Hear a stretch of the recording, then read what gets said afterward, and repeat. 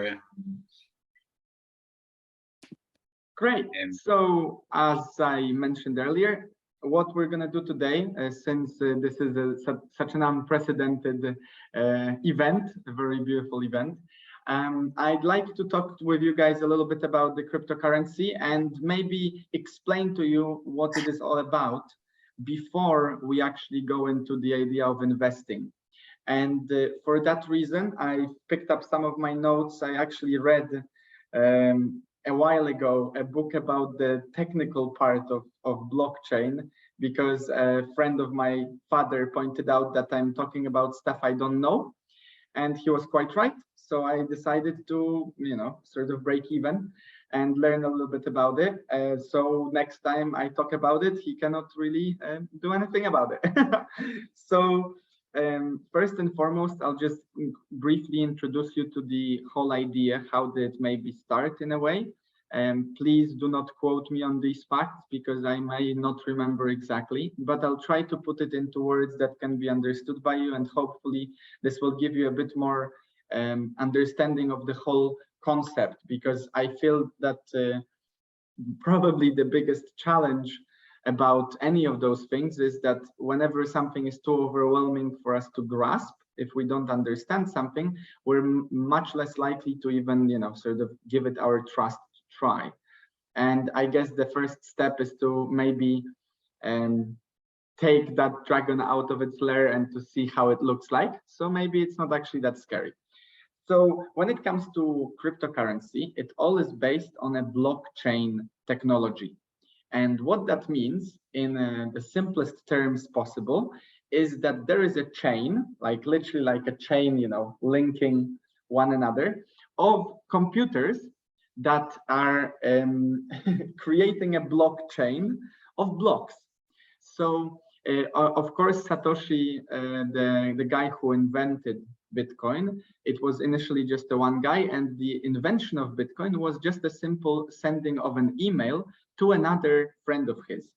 And then it sort of continued. So it's important to note that the sending of the email itself is the first transaction of a sort on that blockchain. So to put it into an easier terms, if you sit around the table and one person picks up a pen and gives it to another, that giving is the moment when the transaction happened. And also that is the first time that a code has been transferred. And basically, this might sound a bit confusing at first, but believe me, it's actually quite straightforward. Every next transaction will be noted on top of what was written before. So why Bitcoin and why any other blockchain-based technology is so transparent and also so difficult to fake, and we'll talk about that in a moment, is because if you look into its code, you'll find all its history. It's as if you would have all the memories of yours stored somewhere to check at any given moment. And of course, with time, it will take you longer to check that information, but that information is crucial for the technology itself to be as safe as it is, because it's very, very difficult to fake. So it's important to note that initially, of course, it can be broken, it can be faked, because if you only have, let's say, 2 pages of code written, if you're a skilled hacker with I don't know, with a good computer, you might be able to somehow crack that code and fake it. And this is the assumption that in the Bitcoin standard the author makes, that Bitcoin actually at the very beginning of itself was not that safe. It was very, very well, it was not very easy, but it was much more easy to crack and fake it back then, because you didn't have to go thousands and thousands of codes back to realistically, reliably fake it. And the problem for a hacker in this position is that whenever a transaction is made with Bitcoin, this code is added to the database. And it's very crucial for the safety of this technology that everyone that is participating in the technology themselves has access to all of that history at any given moment. So now to recap that, and then we'll go to how to mine Bitcoin. How does that work? Basically, any transaction is as if there is a huge book that writes down every single time someone sends a Bitcoin to another, every time, and that creates a database that is basically unbreakable at this point, because Bitcoin has been in active, sort of half active at first, but then active use for almost 20 years now. And because of that, the technology itself is sort of safeguarding itself. It's very difficult for a hacker to try and change that code. And why is it important for a hacker to change it? Because the only way to steal or double use Bitcoin is by convincing the majority of participating computers or machines, participants, let's say, that that transaction you're doing is legal. And this is really the essence of the safety here.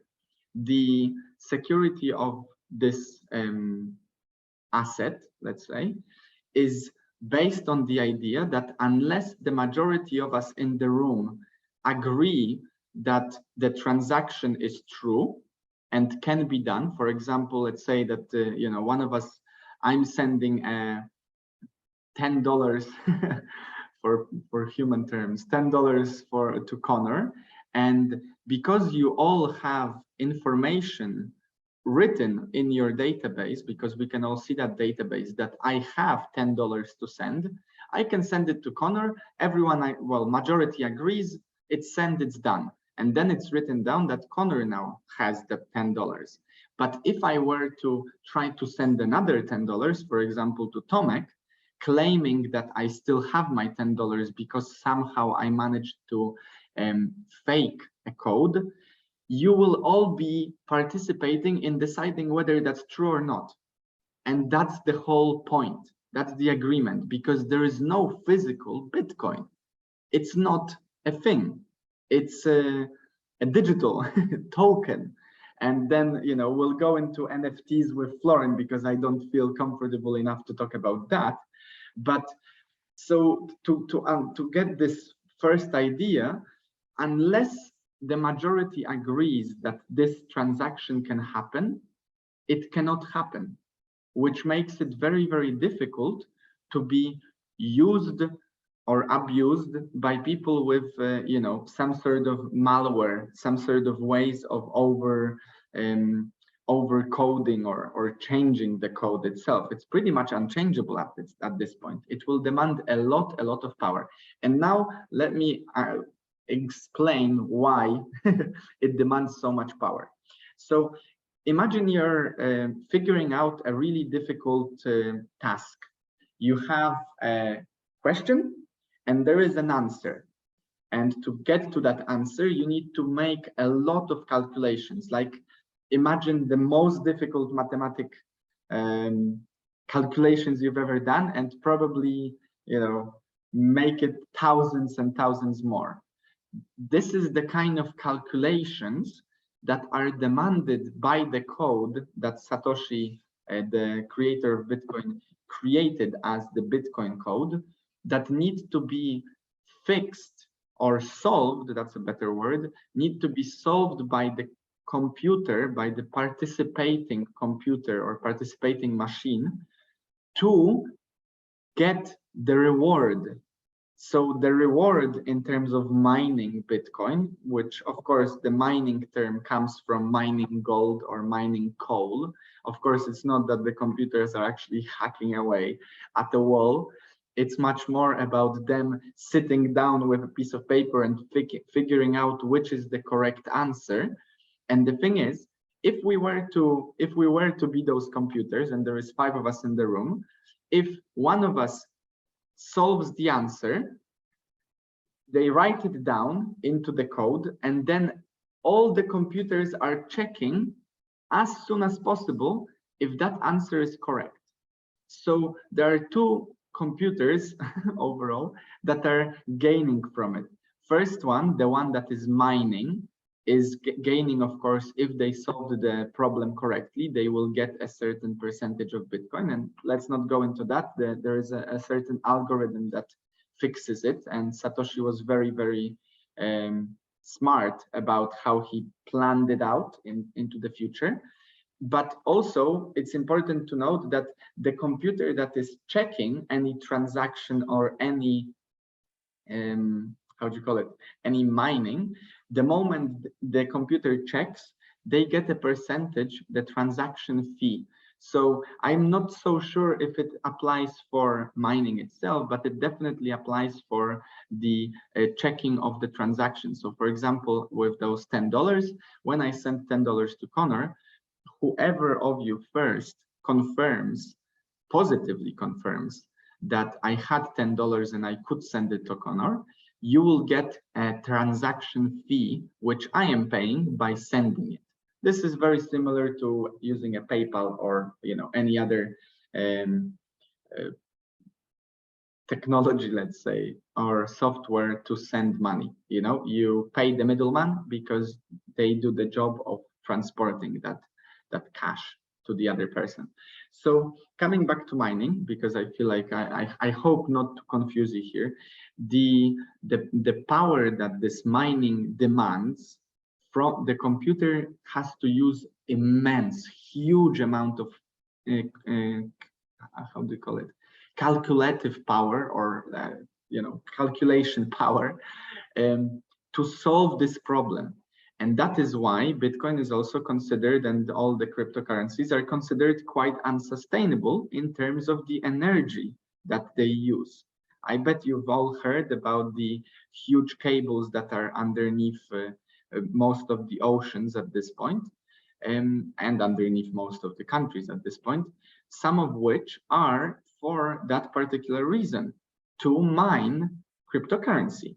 Because the computers demand a lot of power, and remember, the code gets bigger and bigger with every little moment.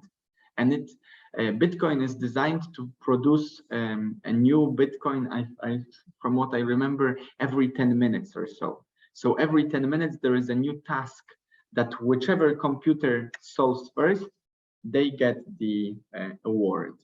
Okay, so at this point, we've sort of understood, hopefully, how Bitcoin is created. It's this sort of solving of a really difficult, really demanding code, and how it is saved by the fact that it's all connected. So as long as the majority agrees that something is legal, something is legal.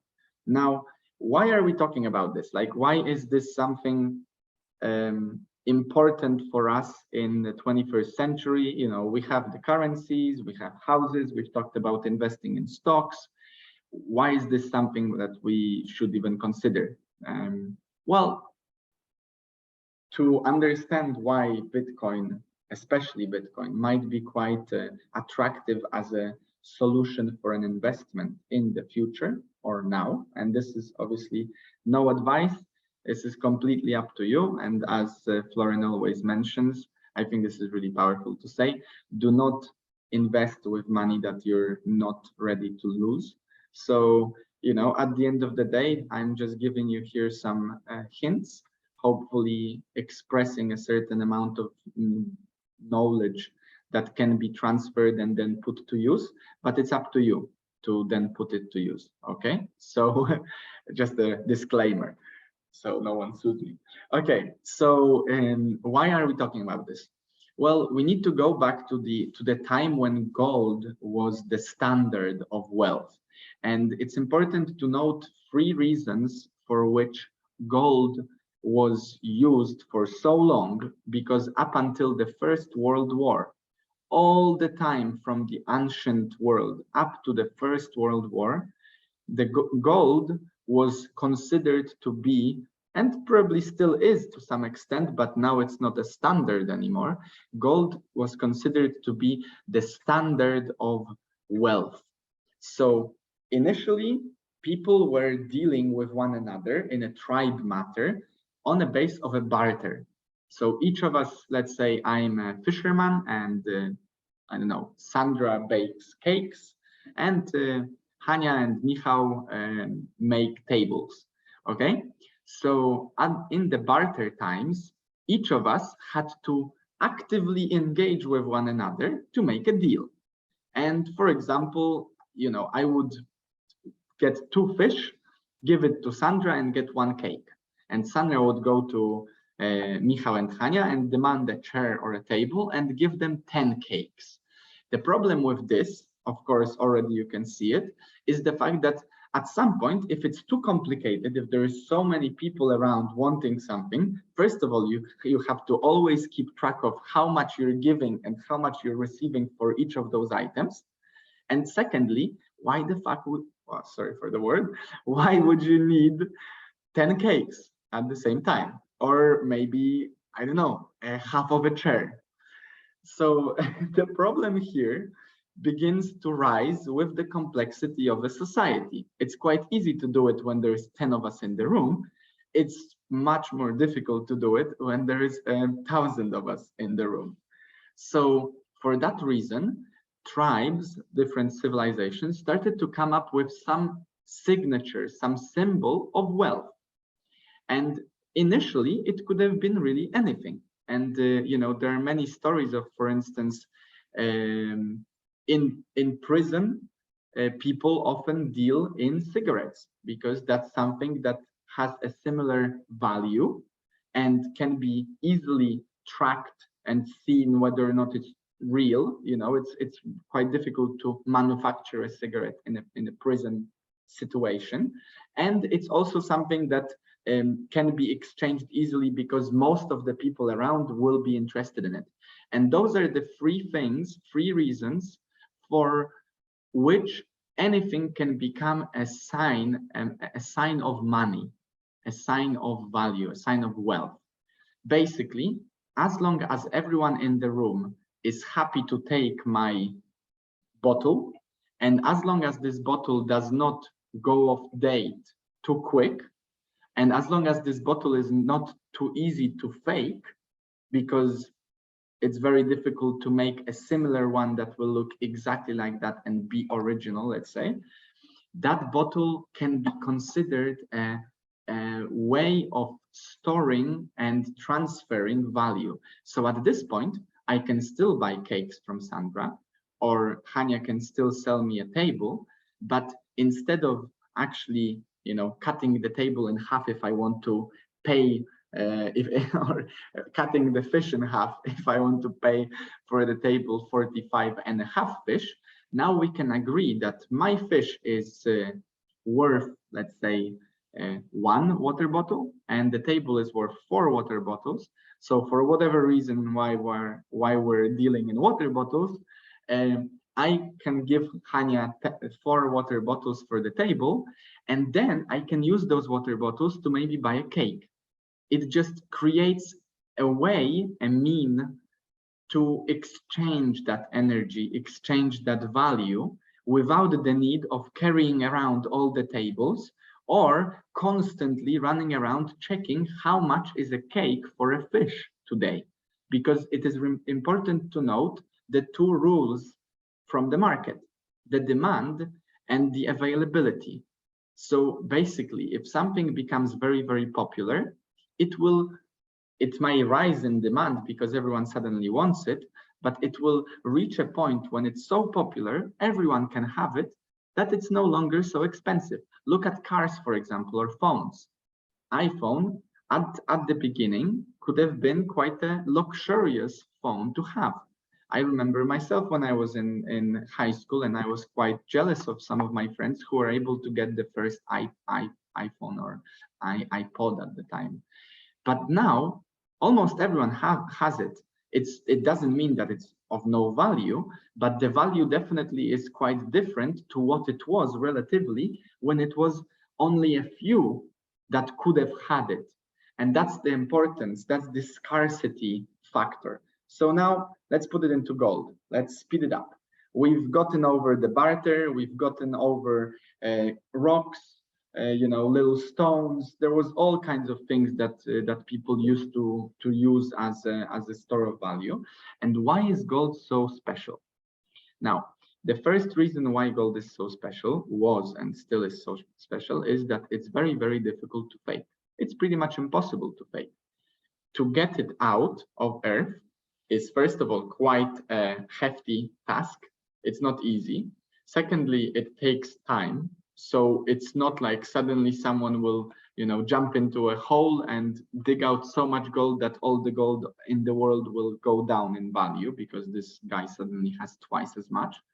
And because of that it's not easy to fake and it takes time, you could argue that it holds its value.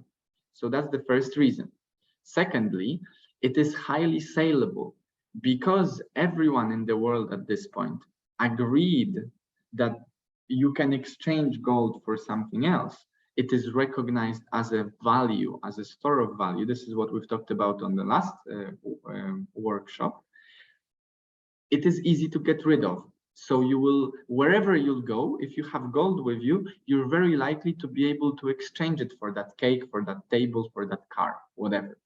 So saleability and scarcity, which, there is not too many of it, and it's not easy to fake. There is, it's easy to sell. And the most important thing why gold is that it does not break, it does not rot. So to put it, I remember I was explaining it to my brother, to put it into simple terms, why rice, for example, wouldn't be a good way of storing value or, exchanging value? Well, first of all, if you put it into water for too long, it will start dissolving. Secondly, if you keep it for too long, even if it's dry, it might get moldy. And suddenly that the rice disappears in front of your eyes. It is not something that stays.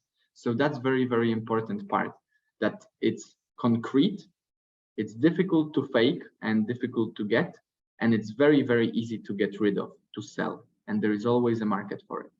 So those are the three reasons why the whole world for quite a while, was based in terms of wealth on gold.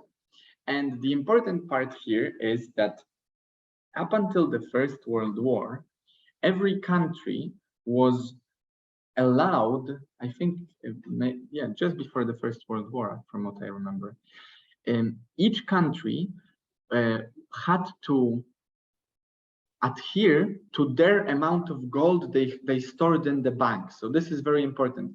Now we're adding an additional layer. Imagine that each of us has at home a certain amount of gold, let's say 1 kilogram, 2 kilograms, 3 kilograms, whatever. We've agreed in terms of the market, because the market agrees itself, as we talked earlier about the demand and the availability. We've agreed on a certain level of gold value.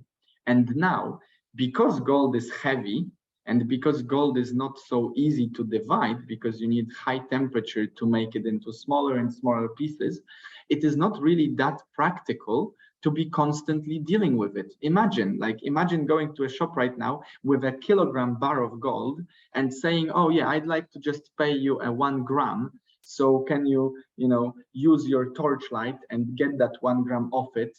It's just too complex. And we're always trying to make our lives easier, which is probably one of the greatest, most unique thing about humans, and also something that might kick us in the back at some point. But because of it, we came up with something like money, paper money and non-paper money. Initially, it was coins, because of those faces on the coin, they were quite difficult to fake in times of Caesars and so on. And then we came up with paper money. And of course, at this point, the money that you have in your pocket is probably very, very, very secured in terms of all the intricate colors and brandings and everything that makes this money real. The thing is, it would all be quite great if it wasn't for the fact that at some point, because of the First World War and different decisions that the governments started to make, governments stopped basing their wealth on the gold in their banks. And this is where it all goes down. It starts to go down.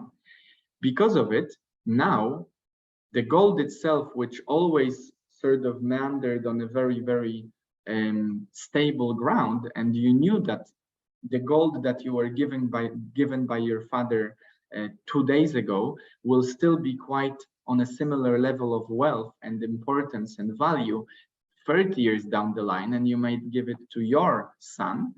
Now, because of the paper money and because of that paper money being dependent on someone printing it, it can very easily go out of value. And this is what happens right now, for example, all around the world in terms of inflation. The way inflation works is what you have, it's like a bubble. What you have does not gain in value if you make more of it, as long as it's not wealth, of course. And if the sign of wealth is becoming more popular, then the wealth itself goes down. So to put it simply, if we have only 10 apples on the table, it might be quite a trick to divide them between 20 people and agree on it, and everyone feels wealthy enough because they have a full apple. But then someone goes into the room and brings in 20 apples, gives them to everyone, and suddenly your apple that was valued 1/10 of all apples is one of 30, and it lost value. That's why money, the paper money, what we're talking about, the fiat currencies, the currencies made by different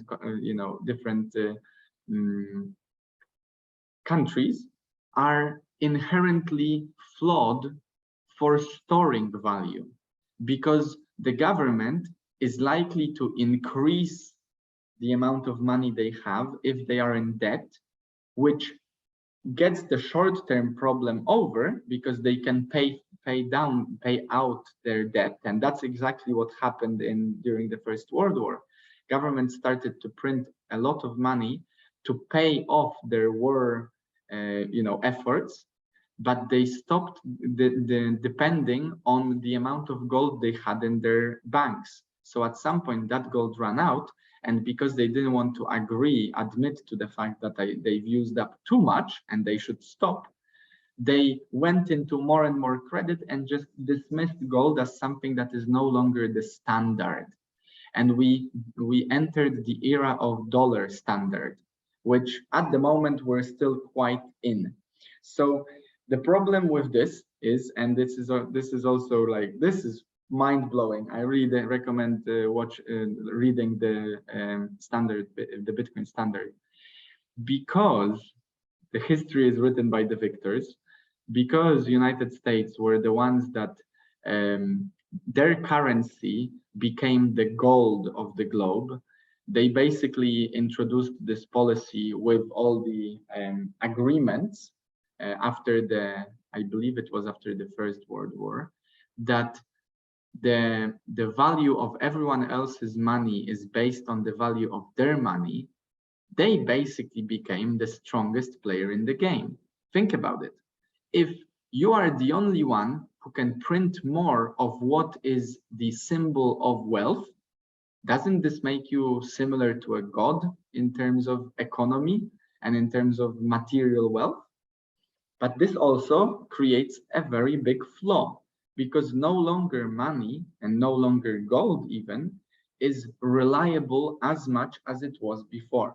Of course, coming back to gold, as we talked about last week, gold still keeps its value quite well, just because, as we talked, it's difficult to fake, it's very difficult to get, it's easy to sell, and it does not break.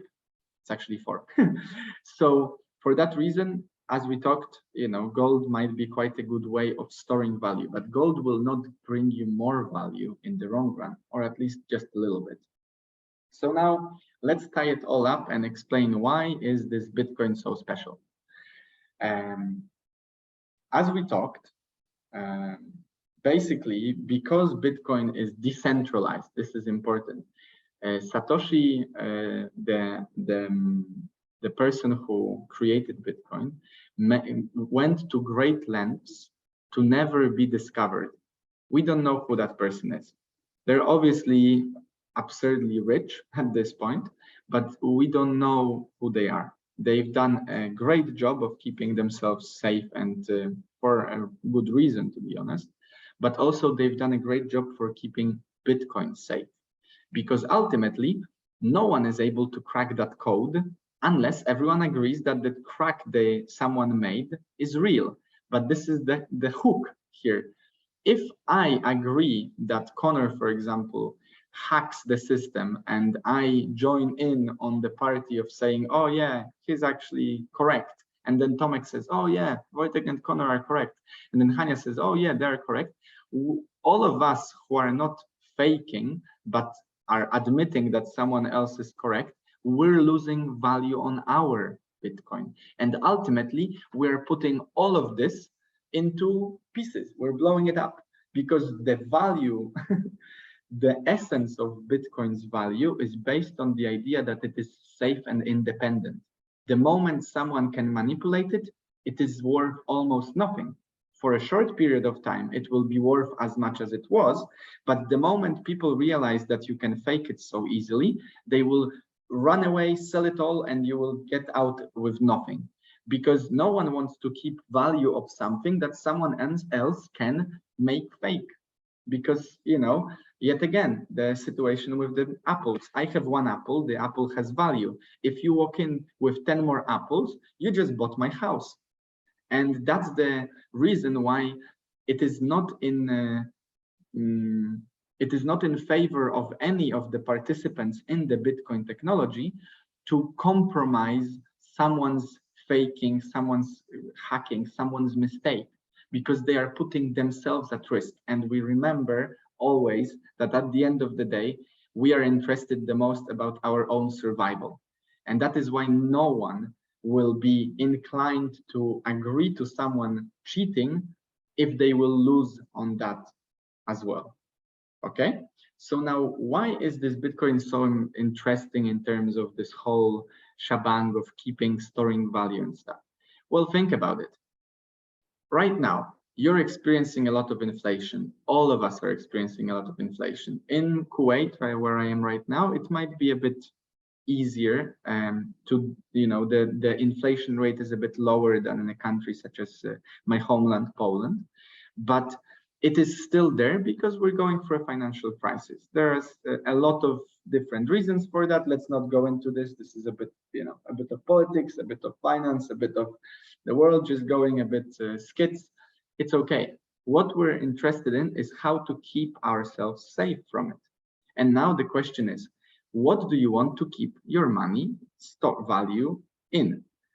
You can always keep it in a different currency, but what do you do when almost all currencies, if not all currencies in the world, are experiencing inflation? That's a bit of a bummer, isn't it? For that particular reason, there are alternatives. You can invest in real estate. You can invest in gold. You can invest in Bitcoin. And why is this such a good potential for us young people? And this is something that we've talked about last week when Florence said that we encourage young people because we have time to bounce back after a mistake. We are encouraged to try and fail because we have time. It's much different if I was right now talking to you and was 60 and thinking about my retirement in the next 10 or 15 years, because I don't want to risk losing in this short term if I don't bounce back.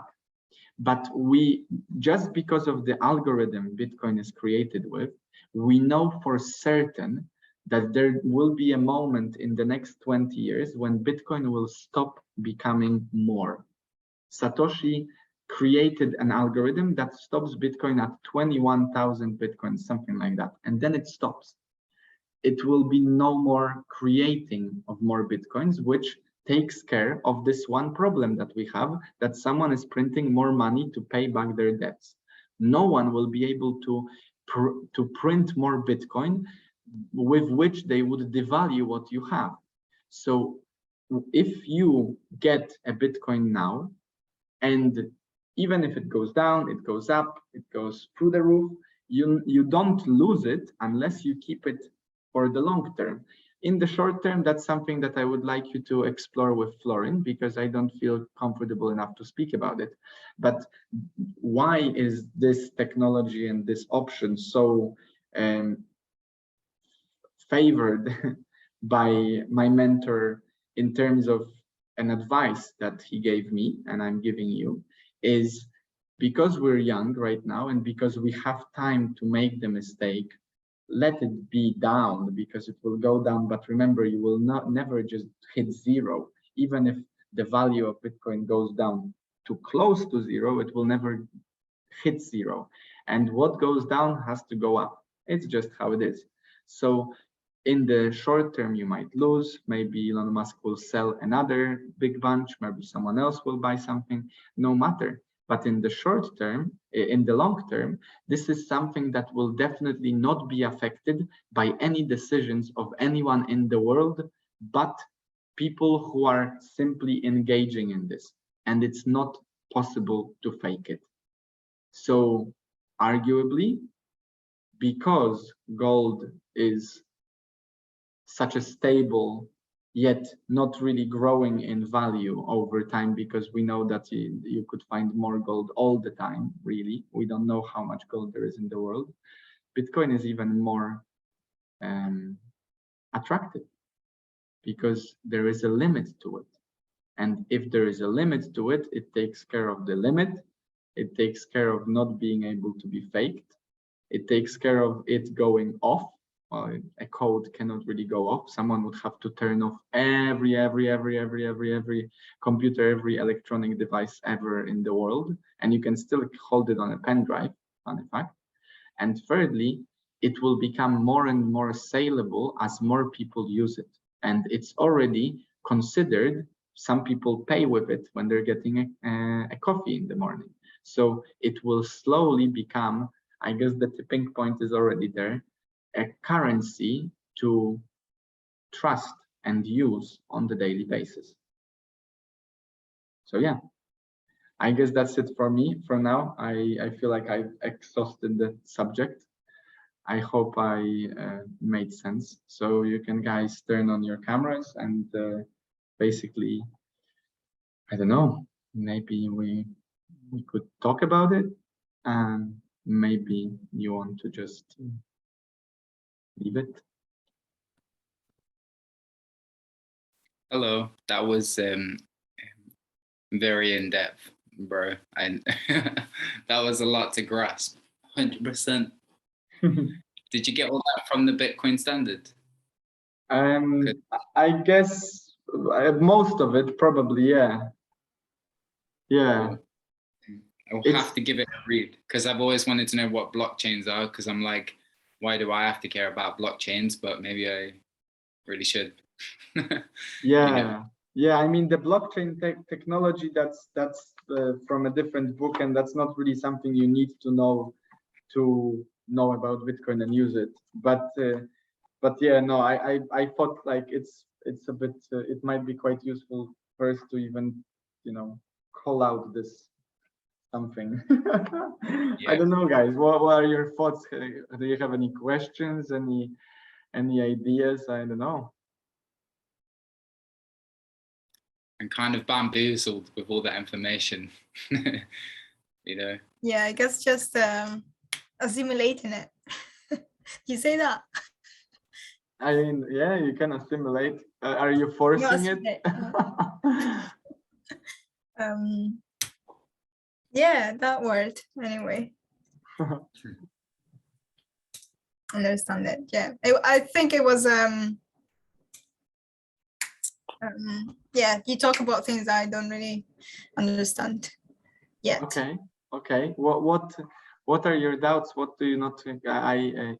This is a great exercise for me, by the way, to try and explain this, because that also demands of me to understand it. So any questions? Not just one question, so I think it's just overall, like the whole concept. Okay. Okay. Well, you know, I mean, we're gonna have a chance to hear it from Florian. Maybe that's gonna be easier, but I'm also happy to talk about it with you separately.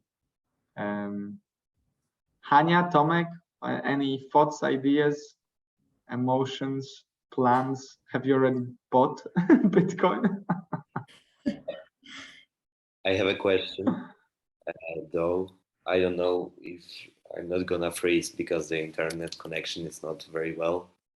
But you said that right now, it's said that Bitcoin is gonna end, like it's gonna get its full, I don't know, that it's gonna The end limit, at 21,000 mined Bitcoins. Yeah. And do you know how many of them are mined up till like now? It is in the book, but the book is written 4 or 5 years ago. But I'm pretty sure. Just give me a moment.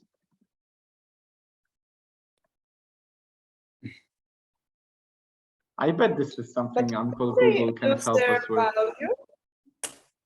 Huh? Will coins lose their value once they reach the limit? Well, no, exactly the opposite. If you think about it, the only way, like, to put it into to put, like, imagine that that there is only 4 chairs to be made, and I make one chair, Michał makes another chair, which divides my chair's value by half. Then Sandra makes another chair, which makes each of our chairs 1/3 of the overall value of chairs. It's much cheaper because now you can buy a chair from me, from Michał, and from Sandra.